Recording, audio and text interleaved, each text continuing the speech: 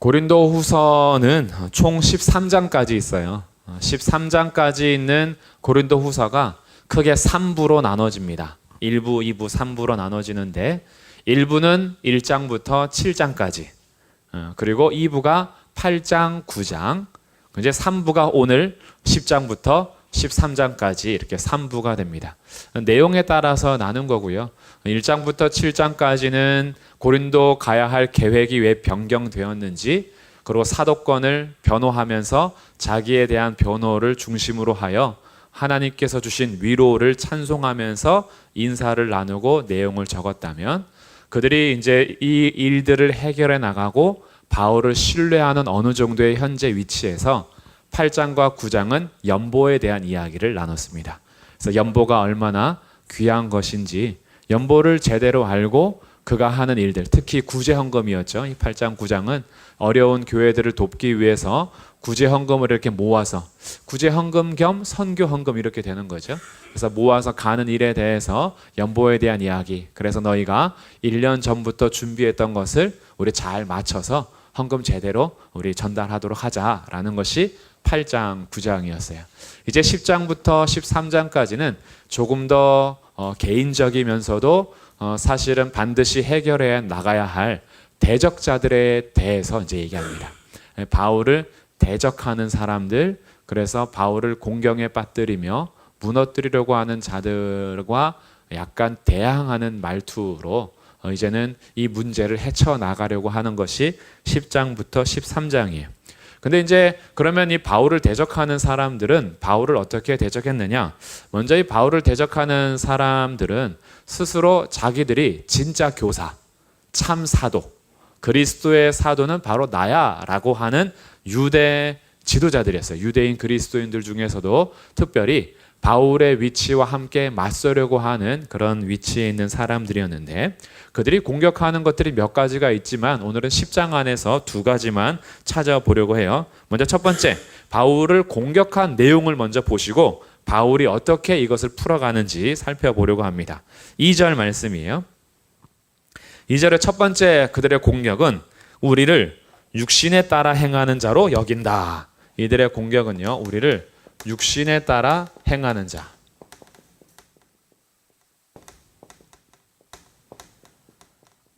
바울과 바울 일행은 성령을 쫓아서 능력 있게 행하는 자들이 아니라 육신에 그냥 거하는 자들이야 라고 약간 비하하는 거예요. 비하하는 거. 그러니까 이들이 봤을 때 쉽게 말하면 이런 거예요. 바울은 환상과 계시의 경험이 없어. 그는 능력이 없어. 그는 별 사도로서의 증거가 나타나지 않아. 그냥 육신 따라서 행하는 사람이야. 그러니 바울이 사도로서 또한 권위자로서 자기의 사도권과 권위자로서의 자기의 권위를 세우지 않고 오히려 섬겼더니만 이것이 비난이 된 거예요. 우리들도 약간 그런 게 있어요. 우리들도 어떤 이 권위적인 사람에게 복종하고자 하는 그런 성향이 좀 있어요. 카리스마, 우리가 늘 말하는 카리스마 있는 사람들.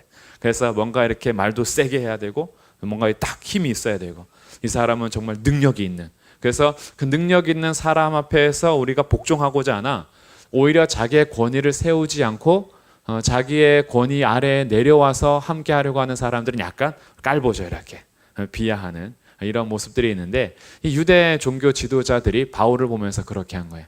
그리고 그가 왜 사도권과 권위를 그렇게 낮추냐 하면 그거는 자기가 능력이 없어서 그래. 이렇게 딱 단정 짓는 거예요. 환상과 계시, 경험이 없으니까. 그가 뭐 체험을 했겠어? 뭐가 있겠어? 그리스도에 대해서 충만한 능력을 못 받으니까 스스로 자기를 낮출 수밖에 없는 거야 라고 오히려 그것이 공격이 된 거예요. 그래서 그가 첫 번째 공격이었다라는 것이고요. 두 번째는 10절에 나옵니다. 10절. 그들의 말이 그의 편지들은 무게가 있고 힘이 있으나 그가 몸으로 대할 때는 약하고 그 말도 시원하지 않다. 편지들 볼 때는 대단한 힘이 있는 것 같아요. 편지들이 얼마나 글이 좋은지, 글을 읽을 때는 뭔가 우리를 책망하는 것 같기도 하고 신학적으로 답변도 잘해줘. 근데 만나서 대화하면 별 힘이 없어. 말의 권세가 별로 없어. 화려한 수사적 언변이 없어요. 그리고 말을 이렇게 좀 우리가 무시할 수 있을 정도의 그런 언변밖에 되지 않는 거죠. 그러니까 그는 이런 철학자들이나 운병가들보다도 못한 말재주가 없는 사람이야 라는 것으로 바울을 공격한 거예요.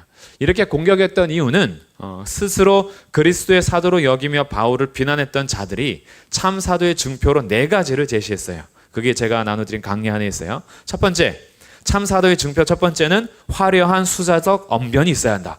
말을 잘해야 돼. 왜? 말씀을 전달하는 자니까 말을 잘해야지. 하늘로부터 이것을 받은 사람이라면 말을 잘해야 돼 라는 것이 첫 번째. 이거 지금 자기들이 바울을 공격하는 사람들이 되는 증거인 거예요. 증표. 두 번째는 권위의 과시가 있어야 돼요. 그래도 이렇게 권위가 있으면 뒤에서 좀 빛도 나고 사람들이 다 머리를 숙일 수 있을 만큼의 어느 정도의 권위가 과시가 되어야 한다. 세 번째는 환상과 계시의 체험이 날마다 자랑이 되어야 돼. 기도했더니 환상이 보이고 계시를 주시고 이런 어떤 체험들이 사람들로 하여금 이렇게 복종하게 만드는, 이게 참 사도의 증표다. 네 번째, 놀라운 능력을 보여야 한다. 그에게서 기적이 나타나야 돼요. 그래야지 참 사도야 라고 얘기합니다. 그런데 사실 바울이 환상과 계시를 체험하지 않았느냐? 아니죠. 환상과 계시의 체험에 대해서는 이제 우리 다음에 할 12장에서 나올 거예요. 환상과 계시의 체험, 하늘로 올라가는데 그게 내연 어떻게 되는지 모른다 그러면서 자기의 환상과 계시에 대한 체험을 얘기하고요. 놀라운 능력 안 나타나느냐? 사도행전 속에서 바울을 통해서 나타나는 능력들이 많아요. 복음을 무시하고 예수를 모욕하고 바울을 무시했다가 벙어리가 되기도 하고요. 그 다음에 귀신이 떠나가고 죽은 자가 살아나기도 하고 이런 일들이 나타나죠. 그러면서 오히려 바울은 자기의 환상이나 계시, 놀라운 능력을 자랑하지 않았기 때문에 바울이 자랑한 것은 십자가였어요. 바울이 자랑한 것은 복음이었어요. 바울이 자랑하는 건 예수였어요. 그러다 보니까 자기의 경험이나 자기가 체험했던 것들이 과시가 되지 않으니 스스로 자기의 권위를 세우려 하지 않았던 거죠. 그런데 이게 오히려 문제가 됐던 거예요. 그래서 사실은 그들이 요구했던 것과는 다른 길을 걸어갈 수밖에 없었던 바울의 삶을 이제 그가 대면하여서 그들에게 말해줍니다. 이들의 공격을 오히려 삼아서 그가 어떻게 답변하느냐, 그의 자세를 먼저 보면 우리 1절 말씀을 다시 한번 읽어보겠습니다. 1절 시작.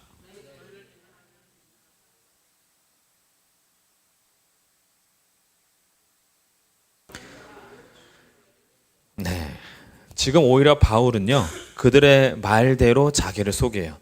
너희를 대면하면 유순하고 떠나 있으면 너희에 대하여 담대한 나 바울. 이거는 대적자들이 조롱했던 바울의 모습이에요. 바울 비겁하다. 만나면 순하면서 떠나 있으면 편지로 엄청 강하게 말하고, 야 비겁하다. 얼굴 보면은 말도 제대로 못하면서 가면은 문자는 세게 보내대. 이런 표현인 거죠.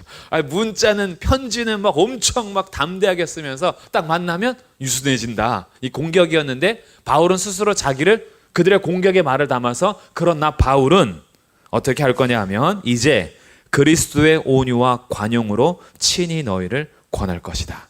바울의 권면 자세 2가지가 나오죠. 바울의 권면 자세 첫 번째는 그리스도의 온유에 따라서, 두 번째는 그리스도의 겸손에 따라서. 그렇죠. 관용이고요. 관용이에요. 겸손이 아니라 관용. 너희의 온유, 그리스도의 온유와 그리스도의 관용으로 너희를 친히 권한다라고 자기를 소개해요. 그러면 이 온유와 관용은 누구의 성품이냐 하면 그리스도의 성품이죠. 지금 바울이 소개하는 것처럼 나의 온유와 나의 관용이 아니라 그리스도의 온유와 그리스도의 관용으로 내가 너희를 권한다. 역설적인 말이에요. 너희가 나를 만나면 유순하고 부드럽고 떠나면 담대하다 이렇게 나를 비난하는데 내가 너희를 권할 때는 예수님의 성품을 닮아 온유와 관용으로 너희를 대할 거야. 그러니까 이것은 사실은 그리스도의 성품으로서 바울이 이렇게 살아가는 이유는 사실은 예수님 닮아가는 거죠.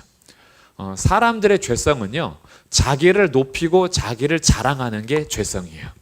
우리는 굉장히 자기중심적이라서 사람들 앞에서도 주눅 드는 게 싫어요. 그래서 자꾸 자기의 일을 뻥튀기 하기도 하죠. 어디 가서 만나면 괜히 자기가 겪었던 일을 더 부풀려기도 해요. 왜냐하면 자기 과시가 조금 있어요, 우리들은. 그래서 기도했던 것도 어느 정도 더 경험을 부풀려서 얘기하고요. 신앙의 체험들도 어느 정도 부풀려서 얘기하고, 우리가 밖에서 경험했던 일들을 부풀려서 얘기하면서 약간 자기를 과시하죠. 그래서 우리의 경험과 우리의 삶을 자기를 드러내고 높이는 데 이제 쓰는 거예요. 근데 예수님을 닮는 사람들은요, 자기의 비천함과 낮아짐을 예수님으로부터 배워요. 예수님께서 하나님이셨으나 하나님과 동등됨을 취할 것으로 여기지 않고 종의 형체로 이 땅에 오셨어요. 종의 형체로 오셔서 낮추기 있는데 어느 정도로 낮추냐 하면 죽기까지 자기를 낮추십니다. 십자가에서 죽으시는 거죠. 그러니까 예수님은 오히려 자기를 비우시고 자기를 낮추시고 죽기까지 복종하시는 모습이 예수님인 거죠. 그 예수님을 닮아간다라는 것은 뭐냐 하면 자기를 높이고 자기를 과시하는 태도에서 자기를 낮추고 죽기까지 복종하는 것이 예수님을 닮아가는 모습이죠.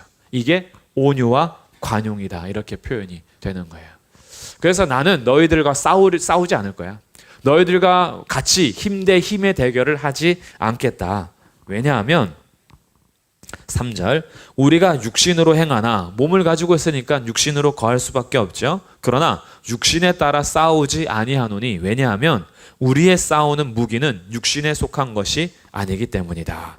이제 우리의 싸우는 무기에 대해서 얘기하는데, 첫 번째는 육신에 속한 것이 아니다. 우리 무기는 육신의 것이 아니다.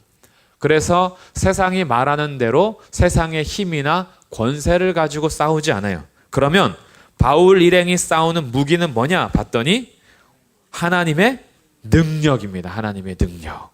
이 4절인 거죠. 우리의 싸우는 무기는 육신에 속한 것이 아니요 오직 어떤 견고한 진도 무너뜨리는 하나님의 능력이다. 하나님의 능력인데 뭘 무너뜨려요? 어떤 견고한 진도 무너뜨린다. 견고한 진, 군대 용어죠. 군대에서 진지를 구축하고, 그리고 그 요새를 구축하면서 상대방이 넘어오지 못하도록 만드는 단단한 진. 근데 그 어떠한 견고한 진도 무너뜨리는 하나님의 능력, 이게 우리의 무기야라고 말해줘요. 그러니까 이 무기는 육신의 무기와는 좀 다르겠죠. 몸에 속한 것, 세상에 속한 것, 육신에 속한 무기, 이런 거는 어떤 우리가 세상에서 싸울 때 진짜 힘, 내가 가지고 있는 진짜 힘, 씨름할 때도 이 힘, 레슬링 할 때도 힘, 이런 진짜 권투를 할 때도 힘, 이런 힘과는 대조되는 하나님의 능력이 있어요. 이것은 영적인 힘인 거죠. 굉장히 약해 보이나 그 안에 하나님의 능력이 부어지는 것. 그래서 세상과 다른, 육신의 힘과는 다른 하나님의 능력인데, 이거는 어떠한 견고한 진도 무너뜨립니다. 그럼 이 어떠한 견고한 진이라는 게 뭐냐라는 것을 조금 더 말해주는데, 그것이 이제 모든 이론을 무너뜨린다라는 거예요. 모든 이론. 그 모든 이론이라는 것이 나오죠. 이게 5절입니다. 하나님 아는 것을 대적하여 높아진 것을 다 무너뜨린다. 하나님 아는 것을 대적하여 높아진 것, 즉 사람의 철학, 사람들의 생각, 사람들의 이론, 이것이 하나님보다 높아진 진이 됐어요. 이 바벨탑과 같은 거죠. 바벨탑. 하나님이 우리를 다시는 멸하지 못하도록 높은 탑을 쌓아서 자기 이름을 내고 흩어짐을 면하자. 그래서 열심히 공부하여서 하나님과 상관없는 이론을 형성하고, 하나님과 상관없고 하나님을 대적하는 철학적인 지식과 과학적인 지식, 전문적인 지식을 가지면서 하나님께서 이 땅 가운데 선물로 주신 지식이 아니라 하나님을 대적하는 탑들을 쌓아가는 것. 그래서 열심히 공부했더니 결론적으로는 하나님이 없어, 이렇게 나오는 거죠. 하나님 없는데 뭘 그렇게 하나님을 섬기면서 살아? 똑똑한 사람들이 그렇게 이론을 펼쳐내죠. 야, 하나님이 창조한 거 아니야. 이거 그냥 진화한 거야. 열심히 연구해서 우리에게 발표하는 건 뭐냐면 하나님의 창조를 거부하는 거. 그래서 그냥 자연스럽게 어쩌다가 인류가 출현이 된 거고 우주가 형성이 된 거야 라고 자신들의 모든 전문 지식을 열심히 모아서 하나님을 대적하는 탑들, 이런 철학 사상들, 이 세상의 문화들, 이런 모든 것들은요 하나님의 능력 앞에 다 무너지게 되어 있다. 이 무너뜨리는 것이 진짜 우리의 무기다. 그래서 두 번째 5절 끝에 모든 생각을 사로잡아 그리스도에게 복종하게 한다. 하나님의 능력은요, 우리를 모든 생각을 사로잡아 오직 예수님께 복종하게 만드는 능력이에요. 전에는 그리스도께 복종할 수가 없었어요. 그런데 하나님의 능력이 임하면 그리스도께 복종하게 됩니다. 이 복종하는 삶으로 우리를 바꿔버려요. 이게 하나님의 능력이에요. 그리고 세 번째 6절 너희의 복종이 온전하게 될 때에 모든 복종하지 않는 것을 벌하려고 준비 중에 있노라. 복종하는 것이 우리의 마땅한 능력인데, 하나님의 능력인데, 복종하지 않는 자들은 어떻게 되느냐? 벌할 거다. 벌하실 거다. 그래서 결국 공동체 안에서 분명한 벌이 있음에 대해서 얘기해 주면서 우리들의 싸우는 무기는 육신에 속한 것이 아니라 하나님의 능력이다. 그런데 너희는 7절 외모만 보는구나, 이렇게 나오는 거죠. 우리가 하나님의 사람들을 평가할 때 우리도 그런 경우들이 많아요. 외모로 사람들을 평가하는 것. 그가 얼마나 말을 잘하는가. 그가 얼마나 그의 삶에서 능력이 나타나는가. 그는 얼마나 환상과 계시를 체험하며 사는가. 이런 것들은 바울이 뭐라고 얘기하냐 하면 외모만 보는구나, 이렇게 얘기해요. 진짜 능력은 겉으로 드러나는 환상과 계시, 방언과 예언, 뭐 우리들이 생각할 수 있는 그 나타나는 능력, 놀라운 그런 능력, 이런 것들이 아니라 진짜 능력은 하나님의 능력인데 이것은 그리스도께 복종하게 만드는 거야. 이게 진짜 능력이라는 거예요. 하나님의 능력은 우리에게서 어떤 겉으로 드러나는 능력이 다 부정되는 게 아니에요. 지금 무시하거나 이게 없다라는 게 아니라 지금 사도 바울이 오히려 변호하는 능력은 우리가 그리스도께 복종하게 만드는 능력이에요. 우리가 환상을 체험하고 계시를 경험하며 우리에게서 막 능력이 나타나는데 그가 그리스도께 복종하지 않으면 그 능력은 결국 그 사람을 망하는 대로 데려갈 거예요.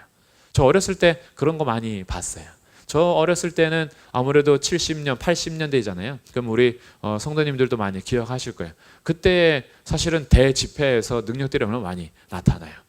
그런 능력들이 근데 제가 자라면서 보니까 끝이 좋으신 분들이 별로 없어요. 많이 능력을 행하시는 분들이 다 스스로 높아졌어요. 스스로 높아지고 그리스도를 따르는 것이 아니라 사람들을 다 자기를 주목하게 만들었어요. 그래서 무너지는 걸 어렸을 때부터 많이 봐요. 그러니까 많이 보셨잖아요. 그러니까 오히려 이 능력이 나타나는 것이 그리스도께 복종하는 것으로 가지 않으면 이 능력은 우리를 결국 망하게 해요. 그래서 바울이 얘기하는 겁니다. 외모가 중요한 게 아니야. 겉으로 드러나는 게 중요한 게 아니라 얼마나 그 사람이 그리스도께 복종하느냐에 따라서 그 안에 하나님의 능력이 있나 없냐가 판단되는 거다. 진짜 하나님의 능력은 그리스도께 복종하게 하니까. 그래서 우리의 삶 속에서 우리 성도님들 중에서도요, 저 사람은 아무 능력이 없는 것 같아 라고 하는데 그가 어떤 삶에서도 하나님의 말씀이라면 아멘하고 복종하고 계신다. 그분 안에 진짜 하나님의 능력이 있는 거예요. 근데 정말 겉으로는 화려한 것 같아요. 말도 잘하고 뭔가 능력도 나타나는 것 같아. 근데 그의 삶에 그리스도 앞에 복종함이 별로 없어. 천상천하 유아독존. 자기 스스로 살아가요. 그래서 예수님 없어도 살 수 있는 능력을 가지고 있어요. 그거는 진짜 능력이 아니다. 그것은 오히려 그 사람이 패망하는 길로 가게 만든다. 교만은 패망의 선봉이요. 우리에게 요구되는 것은 온유와 관용으로 예수님을 닮아가는 거다. 그래서 바울이 오히려 능력에 대해서 역설적으로 설명하는 거예요. 이 이야기는 이제 10장부터 시작해서요 13장까지 계속 끌고 갈 거예요. 바울이 얘기하고자 하는 진짜 능력은 뭐냐 하면 약할 때 강함 대신이에요. 약할 때 강함 대신에. 그래서 바울은 자기의 약함을 자랑합니다. 자기의 경험을 자랑하지 않아요. 자기가 체험했던 능력을 자랑하지 않아요. 우리 먼저 결론을 보시면 17절에서 이렇게 얘기하잖아요. 자랑하는 자는 주 안에서 자랑해라. 옳다 인정함을 받는 자는 자기를 칭찬하는 자가 아니라 오직 주께서 칭찬하시는 자니라. 자기 스스로 자기를 자랑하고 자기 스스로 자기를 칭찬하고 이게 진짜 아니야. 옳다 인정함을 받는 자는 주님께서 칭찬하시는 자기 때문에 오직 우리의 자랑은 자기가 없어. 근데 능력 있는 사람들은요 자기 자랑이 많아요. 그래서 그들은 서로 어떻게 하냐 하면 12절에 보시면 12절. 우리는 자기를 칭찬하는 어떤 자와 더불어 감히 짝하며 비교할 수 없노라. 그러나 그들이 자기로서 자기를 헤아리고 자기로서 자기를 비교하니 지혜가 없도다. 서로 비교하는 거예요. 네가 능력이 더 많니? 내가 능력이 더 많니? 고린도 교회의 특징이잖아요. 하나님께서 주신 선물인 은사를 가지고 네 은사가 더 낫니? 내 은사가 더 낫니? 라고 하면서 팔을 갈라놨던 거. 이것이 고린도 교회죠. 그러면서 우리의 능력을 외모로 평가하는 거예요. 외적으로 드러나는 것으로 평가하니까 서로 비교해요. 그래서 이 신앙생활 하면서도 열등감이나 우월감이 나타나요. 나보다 더 잘하는 사람 앞에 서면 괜히 주눅이 들고 나보다 못하는 사람 앞에서는 우월감을 가지고 무슨 비교 대상도 아닌데 하나님께서 각각에게 공동체를 세우라고 주신 은사를 가지고 서로가 비교하며 대조하면서 우쭐하기도 하고 자기를 자랑하기도 하고 그러면서 한마디 하죠. 아휴, 아직 은사를 못 받았구만. 40일 금식을 해야지.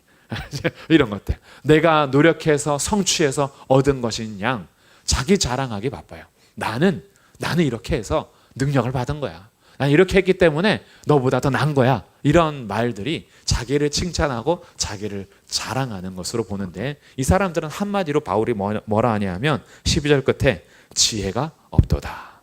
지혜가 없도다. 자기를 자랑하고 칭찬하면서 과시하고 자기를 더 드러내려고 했으나 바울이 볼 때 이건요. 그냥 지혜 없음. 이렇게 결론이 맺어지는 거죠. 참 미련하다. 하나님께서 우리를 비교하려고 준 것도 아니고 서로가 이런 것들을 통해서 무너뜨리려고 하는 것이 아닌데 그래서 바울은 이렇게 결정합니다. 13절 우리는 분수 이상의 자랑을 하지 않고 오직 하나님이 우리에게 나누어 주신 범위의 한계를 따라 하노니 곧 너희에게까지 이런 것이다. 자기의 분수를 지키는 거죠. 우리 분수 이상으로 자랑하지 않아. 우리가 하는 일들은 하나님께서 나누어 주신 범위 안에서만 하는 거예요. 인정하는 거예요. 하나님께서 내게 주신 것만큼 인정하는 거예요. 더 욕심을 내지도 않고 더 자기를 과시하지도 않아요. 우리가 섬길 때 이 자세가 참 중요해요. 그래야지만 지치지 않을 수도 있고 다른 사람과 인정하면서 협력할 수도 있어요. 내가 분수 이상으로 하려고 그러면 나중에는 고갈돼요. 지치고. 그리고 아무하고도 협력을 못해요. 내가 다 해야 되니까. 저 사람 믿을 수가 없어. 저 사람한테 맡길 수가 없어. 막 답답해 맡기면은 내가 더 잘하니까. 그러면 나중에 사실은 혼자 다 할 수 있는 게 아니거든요. 그러니까 힘이 빠지죠. 근데 분수 이상으로 하지 않고 나눠주신 대로만 하면 못하는 건 못한다, 잘하는 건 섬기겠다 이렇게 나올 수 있어요. 이 부분은 못하는데 좀 도와주세요 라고 요청하면서 협력이 되고요. 잘하는 부분들은 내가 잘하는 부분이고 할 수 있는 부분이니까 기쁨으로 섬기는 거죠. 그렇게 하면서 함께 서가는 거죠. 근데 그러지 않고 내가 너보다 더 잘해야 돼 라는 이 마음이 탁 잡혀 있으면 이 우리 안에서 혹시나 나를 무시하는 것 같으면 화가 먼저 탁 나는 거죠. 원래 못하는 부분인데 나 못하는 게 드러나는 건 싫거든요. 그러니까 분수 이상으로 내가 더 잘해야 되는데 잘하려고 애쓰다가 제풀에 꺾이는 거야. 힘드는 거야. 힘들면 어떻게 돼요? 화가 먼저 나오지. 화가 툭 튀어나. 성질이 나는 거죠. 그러면 뒤에 가서는 알아요. 내가 못해서 그러긴 한데 좀 화가 나네. 그러니까 우리들이 서로 자꾸를 비교하고 자기 분수 이상으로 자기를 과시하려고 하다 보니까 그런 일들이 나타날 수 있다. 근데 바울은 한계를 딱 정했어요. 우리는 한계가 있어. 우리는 하나님께서 허락하신 범위까지만 갈 수 있어. 그리고 그 허락하신 범위의 가장 핵심이 뭐냐? 그것이 14절입니다. 우리가 너희에게 미치지 못할 자로서 스스로 지나쳐 나아간 것이 아니요 그리스도의 복음으로 너희에게까지 이르는 것이라. 우리의 분수, 우리의 한계의 가장 중심은 그리스도의 복음. 복음보다 앞서지 않고 복음을 따라가는 삶. 이게 우리의 한계를 인정하며 그리스도께서 허락하신 범위 안에서 움직이는 거예요. 그래서 우리들은 서로 잘하는 부분들은 잘한다라고 인정해주고 칭찬해주면서 도움을 서로 요청할 수 있고 못하는 부분들도 나 이런 부분 약하니까 너가 이런 거 도와줘야 돼 라고 우리 스스로 그런 것들에 대해서 결코 흠이 되지 않는 공동체, 이게 건강한 교회 공동체인 거죠. 서로의 약점이 해가 되지 않는 것, 서로 못하는 것을 흉보지 않는 것, 오히려 서로가 약한 것은 서로 감싸주고 덮어주고 잘하는 것들로는 서로를 섬기고, 이런 것들이 잘 될 때 우리들이 약함도 고백할 수 있고 잘하는 것으로는 섬길 수가 있죠. 그러지 않고 서로 경쟁자가 되면요, 서로 자기의 약점을 들출 수 없죠. 왜냐하면 약점을 고백했다가는 공격을 받으니까. 그러니까 자기 과시를 해야 되고 덮어야 되고 스스로도 쌓아가야 되고 얼마나 힘들겠어요, 거기서 지내는 공동체가. 그래서 우리들은 그냥 이런 것들에 있어서요, 약함이 결코 부끄러운 게 아님, 이런 것들을 서로 좀 나누면 좋을 것 같아요. 그래서 서로가 서로를 인정해주고 주께서 허락하신 범위 안에서 섬기는 삶. 왜냐하면 주님께서 주신 권세의 목적이 뭐냐, 이것이 이제 8절에서 나오는 겁니다. 주님께서 바울에게도 권세를 주셨어요. 사도권이라는 이 권세자로서 권위자로서 세워주셨는데, 주께서 주신 권세는 너희를 무너뜨리려고 하신 것이 아니라 세우려고 하신 것이다. 하나님께서 권세를 주시는 것은 그들을 세우라고 주신 거예요. 그러니까 우리는 세상에서는 권세를 가지고 다른 사람들을 복종시키죠. 굴복시켜요. 굴복시켜서 너는 내 말을 들어, 이렇게 하는 것이 세상이 가진 권세예요. 힘 있는 자가 힘 없는 자와 약한 자들을 부리는 거죠. 근데 주님께서 교회 공동체에 주시는 권세는 권위가 분명히 존재합니다. 권위는 굉장히 중요한 거예요. 교회 안에서 질서가 무너지고 권위가 무너진다? 그러면 이거는 이 공동체 자체가 세워지기가 힘들어요. 근데 권세를 주신 이유, 권위를 주신 이유는 너희를 세우라고 주신 거야.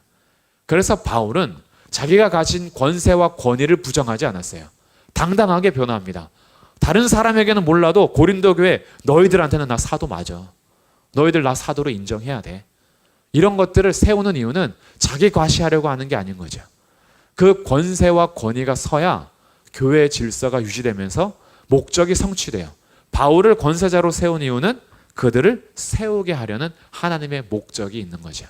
그래서 오히려 그리스도의 온유와 간용으로 그들을 권면하며 그리스도를 닮아서 자신의 권위를 주장하지 아니하고 오히려 낮아져서 섬겼더니만 이 유대 종교 지도자들은 오히려 바울을 공격하는 겁니다. 그는 권위가 없어. 권세가 없어.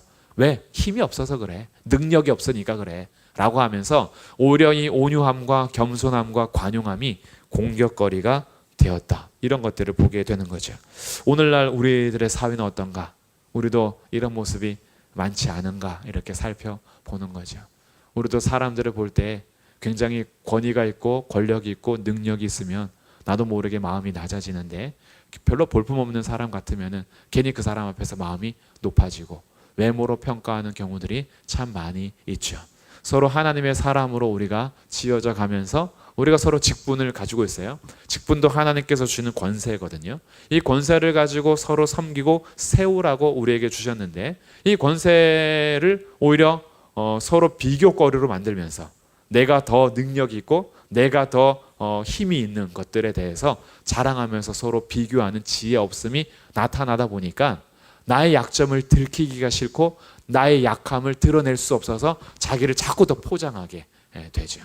하나님의 능력은 오히려 그 속에서 그리스도께 복종하는 것으로 나타나는데, 그리스도께 복종은 없고 서로 자기 포장만 있으니 서로 점점 이 균열이 생기기 시작하는 거죠. 껍데기만 두꺼워지는 거예요. 우리의 속사람은 온유함과 관용함도 없고 계속해서 여전히 변화는 되지 않는데 껍데기와 포장만 자꾸 두꺼워져서 우리 스스로 외로운 거예요. 우리 스스로 공동체가 힘든 거예요. 그래서 와서 자기에게를 편하게 할 수 없는, 늘 긴장해야 되는, 여기에서 걸릴까 봐 두려워해야 되는, 걸리면 안 되는, 그러니까 우리 서로가 굉장히 불편해지는 거죠. 그러나 그러지 않아도 된다. 오히려 하나님께서 주신 권세의 목적은 서로를 세우는 것이기 때문에 자기를 높이려고 비교하지 않아도 되고요, 분수에 지나는 자랑을 하지 않아도 되고, 복음에 따라 순종함으로 너희에게 이르는 이 바울의 걸음처럼 우리는 주님께서 허락하신 복음 안에서 한 걸음 한 걸음 움직이면 된다. 그래서 우리의 싸우는 무기는 외적인 것에 있는 것이 아니라 오히려 하나님의 능력이 우리의 싸우는 무기다. 이렇게 얘기하고 있습니다.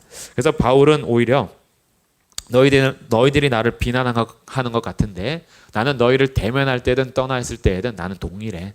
나는 계속 그리스도를 본받기 위해서 그렇게 너희들과 맞춰서 가는 것이지 내가 이중인격자라서 그러는 것도 아니고 너희들 얼굴 보면 무서워서 그런 것도 아니다. 너희들을 세우기 위해서 때로는 부드럽게 때로는 강하게 이렇게 그리스도 안에서 함께 온유함과 관용함으로 예수님을 본받아 가려고 하는 것이지 내가 오히려 그런 것들이 능력이 없어서도 아니고 그리고 사도가 아니라서도 아닌 이것을 자기를 적극적으로 변호하면서 우리의 싸우는 무기에 대해서 10장에서 얘기해 줍니다. 그래서 결론적으로 주 안에서 자랑하라 그러면서 18절 옳다 인정함을 받는 자는 자기를 칭찬하고 자기를 과시하고 자기를 표현하는 자가 아니라 오직 주께서 칭찬하시는 자니라. 그래서 우리의 신앙생활은 사람 앞에서가 아니라 하나님 앞에서 사람들의 인정을 위해서 속사람은 안 보이니까 겉만 가꾸는 신앙생활이 아니라 하나님께 인정받기 위해서 진짜 마음 깊은 곳으로부터 우리가 계속 하나님께 인정받기 위한 신앙생활을 해야 하는 거죠. 이것이 우리의 진정한 성숙이고 우리의 싸우는 무기가 되는 겁니다.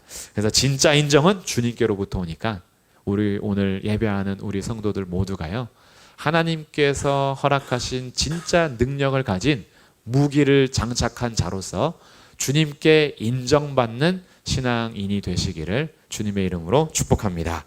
아멘. 그래서 이제 우리 적용점을 한번 생각해 보면 이 10장의 내용들은 아마 1세기에만 그런 것이 아니라 오늘 21세기에도 우리들이 생각할 문제가 있는 것 같아요. 첫 번째 적용점은 나의 싸우는 무기를 겉으로 가꾸지 않고 하나님의 능력으로 채우자. 그럼 하나님의 능력은 뭘로 채울까요? 하나님의 능력은 정말 딱 기본이잖아요. 말씀과 기도. 이것이 우리의 진짜 능력이에요. 그 말씀과 기도한다라는 것은 결론적으로 우리의 능력은 그리스도께 복종함으로 나타난다 했잖아요. 말씀과 기도함으로 예수님께 복종하는 삶이 우리의 능력임을 알고 우리들은 겉으로 어떤 과시하는 능력이 아니라 복종할 수 있는 능력을 갖추자. 이게 첫 번째 우리의 적용점이에요. 그래서 오늘도 기도하고 내일도 기도하실 때요, 하나님 저 진짜 능력 갖고 싶어요. 진짜 능력은 겉으로 드러나는 것보다 예수님께 순종하는 것이 능력이라니까 하나님 제가 말씀과 기도하면서 그 앞에서 그리스도께 복종하는 능력을 주십시오. 이게 우리의 첫 번째 적용점이 되고요. 두 번째, 그렇기 때문에 우리는 성도들을 외모로 평가하지 않으려고 노력하셔야 돼요. 하나님은 우리를 외모로 보지 않으시고 진짜 속사람의 능력을 주시는데 우리는 사람을 평가할 때 외모로 평가하는 경우가 참 많아요. 조심해야 될 부분인 거죠. 하나님께서 핏값으로 사신 형제 자매를 우리가 어떤 겉으로 드러난 능력으로 평가하지 말자. 오히려 그 사람을 우리가 서로 인정하고 약함이 있을 때 덮어주고 나의 약함도 오히려 내놓을 수 있으면서 기도할 수 있고 그러면서 함께 지어져 가면 그럼 공동체가 얼마나 아름다워요. 세상에서는 나 포장해야 되는데 교회 가서는 편한 거예요. 우리 집에 들어가면 편한 게 그거잖아요.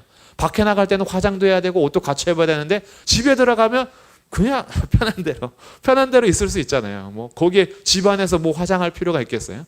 그냥 내가 하고 싶은 편안한 복장으로. 교회가 좀 그런, 물론 다 막 편한 복장으로 막 그렇게 집안처럼 할 수 없겠지만 이 느낌 있잖아요. 세상에서 나를 포장하느라고 힘들었는데 교회 갈 때는 이 무장해제할 수 있는, 교회에서는 나의 약점이 좀 드러나도 괜찮은, 오히려 내가 약함이 드러나면 저 성도님이 나를 더 감싸줄 것을 기대하면서 이런 공동체. 그래서 서로의 약점이 공격이 되지 않는, 이게 두 번째 우리 적용점이 되면 좋겠어요. 그리스도께 복종하는 능력을 내가 갖추고 다른 사람을 볼 때 약점을 공격하지 않고 외모로 평가하지 않는 그런 교회가 되면 좋겠습니다. 그렇게 함께 적용해가는 우리 성도들이 되시기를 주님의 이름으로 축복합니다. 기도하겠습니다.